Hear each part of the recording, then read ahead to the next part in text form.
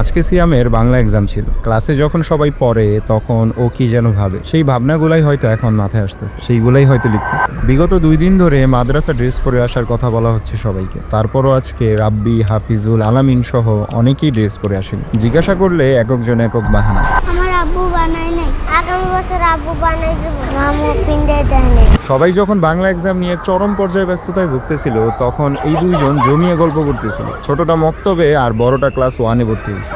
নাম কি যেন বলছিল, এখন আমার মনে নেই। As a first day at মাদ্রাসা দুইজন অনেক চাপের মধ্যে ছিল আজকে। ছোটজন ওয়াশরুমে যাবে সেটাও বলতে সাহস পাচ্ছিল না, বড় ভাইকে টানতেছিল। পরে আমি অনেকবার জিজ্ঞাসা করার পর মাথা নাড়িয়ে হ্যাঁ বলে।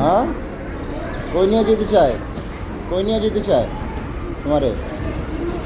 বাথরুমে যাও যাও। আজকেও সবার এক্সাম মনে হচ্ছিল ভালো হয়েছে। 120 মিনিটের এক্সাম 46 মিনিটে ইমাম হাসান শেষ করে ফেলে। তারপর মাহিয়াম, আলামিন, শাওন, ইমাম মাহাদি সহ অনেকেই 2 ঘন্টার এক্সাম 1 ঘন্টায় শেষ করে ফেলে। কি লিখছে সেটা তো খাতা দেখলেই বোঝা যাবে। ক্লাস 1-এর স্টুডেন্টরাও পিছিয়ে ছিল না আজকে। আবরার পরীক্ষা শেষ করে ওর পোকায় খাওয়া দাঁত দেখাচ্ছিল, সেইটা দেখে ইমাম মাহাদি তার আক্কেল দাঁত কবে উঠবে জানতে চাচ্ছিল। সব মিলিয়ে আজকের এক্সাম ডে ভালোই ছিল। আজকে এই পর্যন্তই, দেখা হবে নেক্সট ক্লাসে। পারলে দোয়াই মনে রেখে।